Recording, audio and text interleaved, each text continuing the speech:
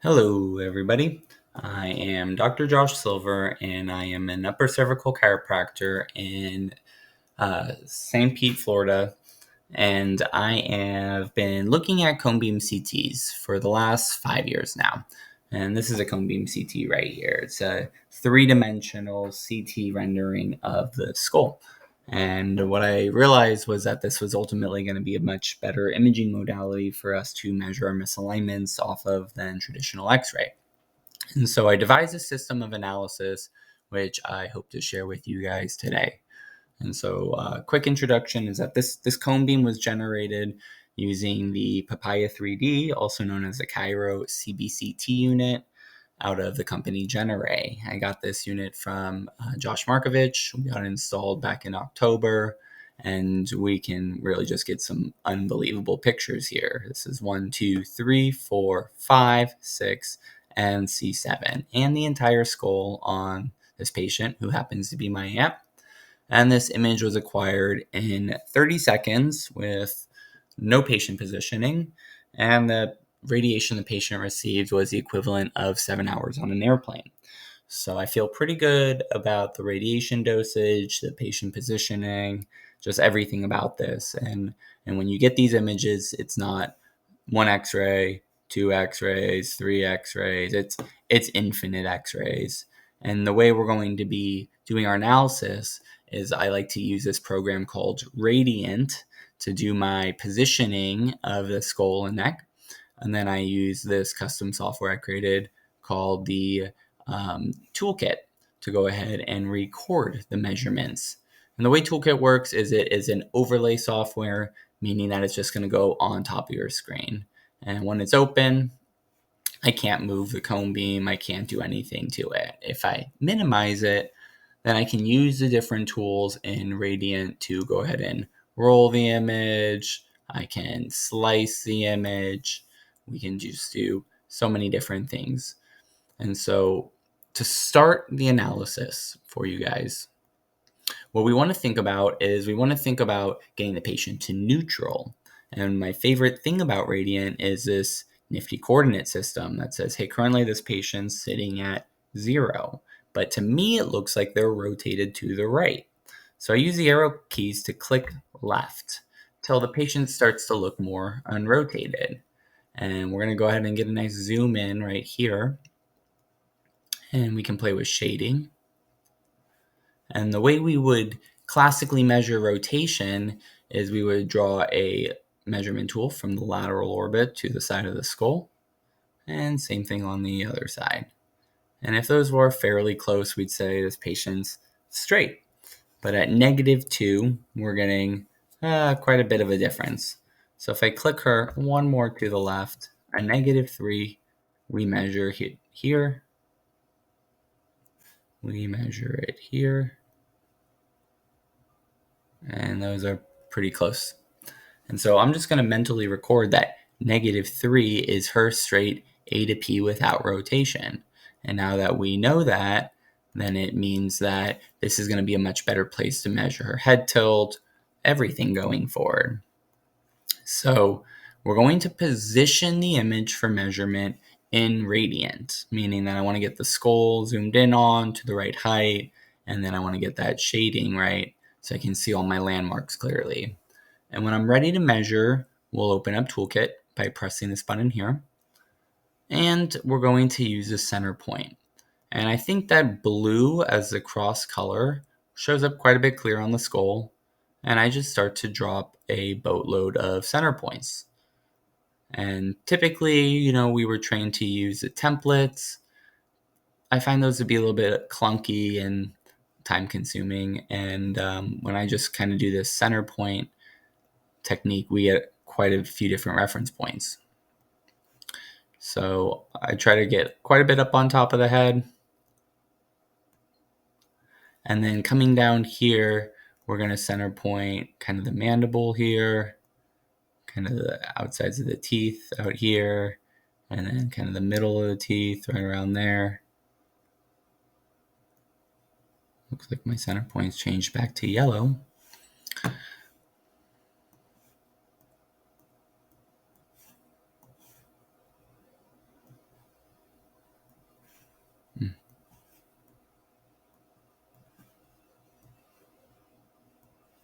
we are. And then we can mark the jaw as well. However, the jaw could be misaligned. And then I use this vertical angle tool to kind of put this right between the center of the teeth and then right up here through the top of the head. And the last time I did this, I measured a head tilt of 1.38 on this patient. That's looking fairly congruent.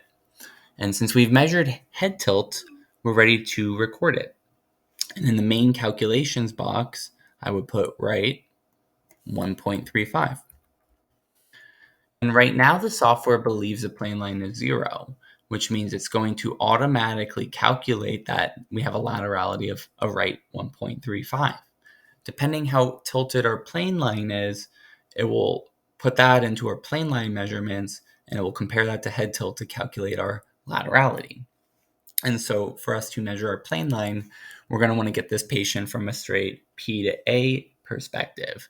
And seeing that -3 is A to P, well, if we change that from negative to positive, it means 177 is the number we want to see to know that there is no rotation on this perspective.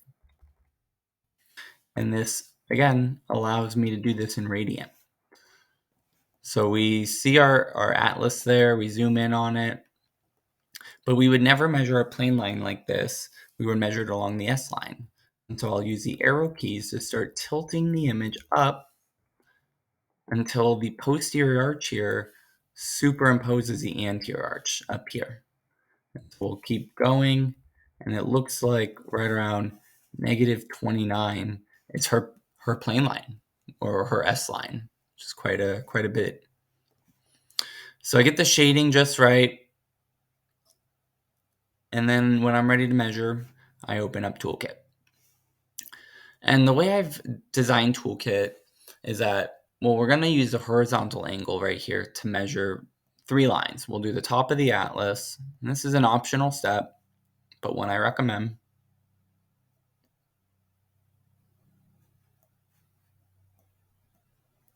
And the top of the atlas tilted high on the right, 1.25. If we put it here on her posterior arch, 1.15, pretty close. And if we put it here on the bottom of her atlas, this actually is quite a bit different than the others, 2.66. Now, in the classic way I was trained of best fits, what we would do is we would throw out this bottom line because it doesn't really match up with the other two. But in my personal perspective, the posterior arch is not that relevant to the misalignment occurring at the C0, C1 joint or the C1, C2 joint. And that is because the posterior arch could be malformed for various anatomical reasons. And it may be a different slope. And here you see that the posterior arch is a different slope than the inferior lateral masses. And so the way I've designed the calculator is that you can do things 2 different ways. If you want to be traditional, you can just use this posterior arch high on the left side, here's the right, by 1.15. And I would say that in both boxes. High on the left, 1.15. High on the left, 1.15. That's one way of doing it. However, if you so choose, I've broken it to superior lateral mass and inferior lateral mass. And therefore, we will put this one into the upper box, 1.25. And then we would put the lower part into the bottom, which is a 2.66 right here on the inferior. The way my calculator works is it's going to average these two together to make a working plane line in the math. It will use this one here for your upper angle calculations and this one here for your lower angle calculations.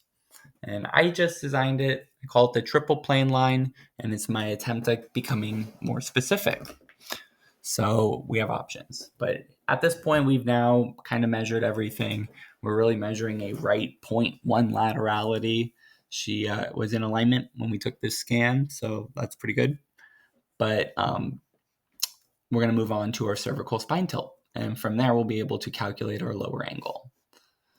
So right now I'd like to see the dens, but the posterior arch is in the way. And so I can reset the image and take it from a lateral perspective. And right here I choose to use the scalpel tool to selectively remove that posterior arch. And then if we rotate it back, P to A, which was 177, we can start to see a good area to measure our cervical spine tilt. And so we'll use the center point tool here. And center point works best, like I said, in blue. And at the top, we're going to go ahead and center point the middle of the dens. And then the draw stick work, we would draw a center point from that to the tip of the C2 spinous. And that means that the center point between those, between the front and the back of the atlas, would be the center of the neural canal. And then I can center point the sides of the lower neck here, here, and I'll use the vertical angle tool between those 2 points. And I'm measuring this patient's cervical spine is tilted to the left by 0.57 degrees. This vertical line shows me that the top of the neck is to the left, 0.57 degrees. So I'll put that into the cervical spine tilt, 0.57 left, and we'll compare that to the inferior mass to give me a lower angle of right 3.23. And now that we have our plane line, our upper angle, and our lower angle, we can use our next tool called Show Misalignment. And the way I like to do this is we'll zoom out right here, and then we'll use this Restore Volume tool to put that posterior arch back. And then when you use Show Misalignment, it's going to take these measurements here and superimpose them at the same planes. So I'll overlay the plane line, I'll overlay the cervical spine, I'll overlay the skull, and we get our classic stick figure. And I like to use the snipping tool here to grab a picture of that for my patient and for myself later on. We have a couple things left to measure: C over A, atlas rotation, C2 spinous. We're going to move on to C over A. And since I'm at the perspective, the posterior perspective, I like to start to understand what is the S to I at which I'll measure my C over A. And right now, I can't really see too well through the C1, C2 joint. So I'm going to use my tilt keys till that joint becomes easier to see. I'm getting negative 18. S to I from the posterior perspective is where the joint becomes the most open. So I mentally record negative 18, and then I'll bring the patient lateral again. And the way I do this next cut is very, very specific. Start with scalpel tool from above the top of the head, coming straight through the skull. And when we get to the C1, C2 joint, we try to go right through the middle of it. And then when we get to C1, C2, we also try to get through the middle of it, maybe just a little bit more on the front end of it. And then we're going to come and take the whole face off. We'll take this back to negative 3. This time, instead of going negative 18, since we're coming in A to P, we're going to go positive 18. And watch the S to I here as we try to get to positive 18. And there we see our C over A joint. And we're going to take a nice zoom in on that. We'll position it right in the middle. And after that, we'll get the shading right. And after that, we need to drop a calibration bar. And so the way you do that is you simply take this measurement tool here, you press a button, and you hold shift. And that will make sure that this line stays flat. I drag it all the way across, and I've drawn a calibration bar. There are no landmarks. I just try to make it not in the way of what I'm trying to measure. And the reason we do calibration is because Radiant is a separate software than Toolkit. And Toolkit doesn't understand how much zoom is occurring in Radiant. So we are going to calibrate the toolkit whenever we measure C over A. It's the only time we need to calibrate it. We'll use calibrate, which gives us this red line, and we'll pretty much make that the same length as our calibration line we just drew. and we'll train this that it is a 5.46 centimeter length. C button is very similar to VizTech. We place it on the weight-bearing parts of this joint. And the A is the same. Something like that, that, that, that. And what we're getting is a 3.19 over a 7. And we'll put that right here, 3.19 over a 7. That leaves us with only 2 things left to measure. So we can minimize the toolkit, refresh our image, and this time we're going to take it straight from posterior.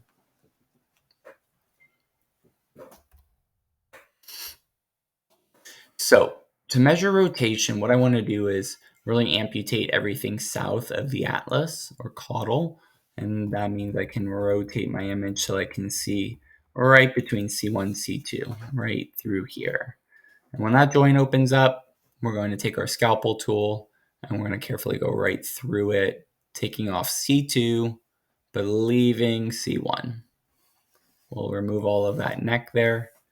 We'll remove everything we can see. And when we start to tip our image this way, you can see the atlas, and this is going to be a great place to measure rotation. But before we do that, we need to construct our horizontal skull line. So I like to use center point here in blue to try to find the center of that dens.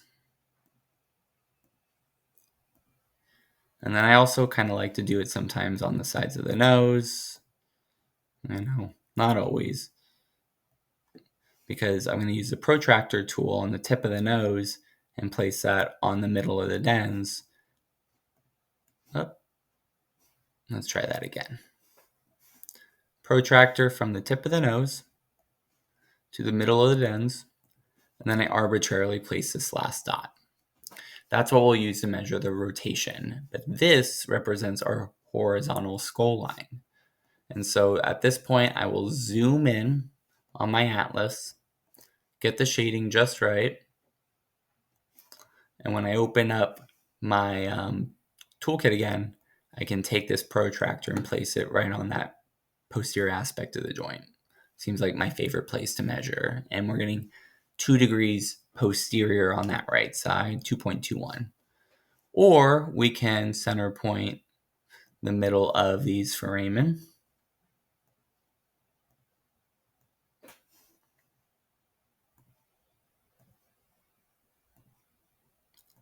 And measure our C1 rotation from that landmark.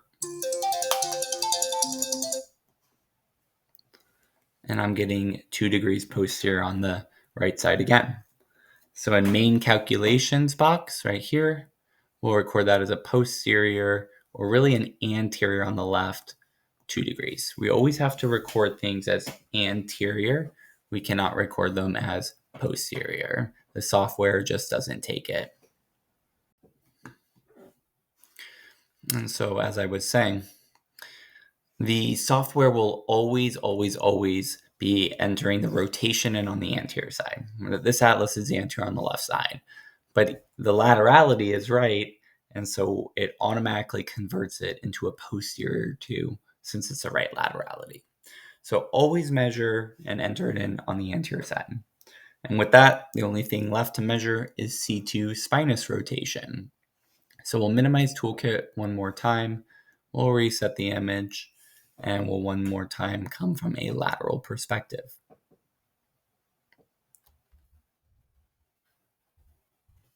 And I take the scalpel tool here and we come from underneath the chin, and we're going to come from the whole body of C2, but we leave the top of the dens. We cut through the lamina of C2, but we leave the spinous, and then we remove everything caudal to there. Take the image A to P, which was -3. We'll rotate them from this perspective. The way I like to zoom in on this is where I have the bridge of the nose, and that's spinous. We'll open up this, create a center point on the middle of that dens,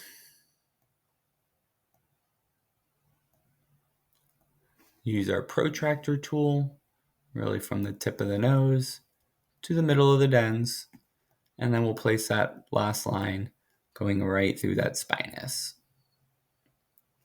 And we're getting roughly 5 degrees of left C2 spinous rotation. So I can enter that right here, left C2 spinous, 5 degrees. And with that, we've filled out the entire box. Now, given that this is a right laterality, we are going to go ahead and take a look at the right TP, since that's the side we'll be aiming at. This is going to be the patient's right. There. We're going to zoom in on the transverse. And we'll get the shading till everything pops right there. And then in Toolkit, we'll use freehand on a thickness of 3. And we'll trace the back of the jaw. There we go. We're going to trace the mastoid. There we go. And we'll trace that TP, which looks like it's like right there. And then we're going to jump back into Radiant. And we're very careful not to move the image at all. All we want to do is shade the image till the earlobe appears. And now that we can see the earlobe, we can see exactly where to be aiming our instrument relative not just to the mastoid in the jaw that we can palpate, but landmarks that we can visualize. So I'll snip this and save that later. Now, if you are an orthospinology doctor, I recently created this calculate button, which gives you your height factor, your RA, and your RF. If you are a NUCA doctor, I'm sure the calculations are similar, or Randy Kulik has a great calculator for you. I prefer to work in the EPIC technique just because they are integrated with a software called Sonus Blueprint. And so when I hit Sonus, all of these measurements are copied to my clipboard. When I click Sonus Blueprint, which is this Excel sheet, we can go ahead and create a new patient here. So I'm Dr. Silver. We've got patient X. And then today's date is 12/19. And then Control V will paste all of those straight from the clipboard from Toolkit into Sonus. And in my digital patient viewer, all the way here at the bottom, we should have a new patient showing up right there. They should.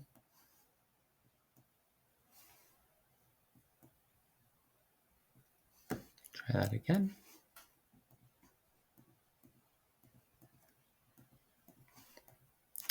Well, normally it works.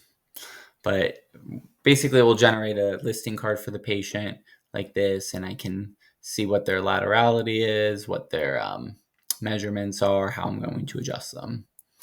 So with that, I think we've kind of gone over all of how I measure in 3D. And I think it's easier to see things in 3D. I think the human brain is designed to observe in 3 dimensions. That's partially why I choose to measure it this way. I did it in 2D as well for quite a while, but if the images are rotated or structures are rotated, then on a single slice viewer, you're really not getting the whole picture. So I hope this has been helpful for you. If you're interested in purchasing a cone beam CT for chiropractic use, please reach out to Josh Markovich at Anode Imaging. If you're interested in learning more about Toolkit, you can go to advoaccessories.com. And if you have any questions for me, my email is joshsilverdc@gmail.com. In closing, we're going to go ahead and show one last view where we amputate the skull. We take them from this perspective here, and then we go ahead and we magic school bus our way down into the neural canal. And this is usually pretty much my entire report of findings for patients. So I hope you have found this enlightening. And until we speak next time.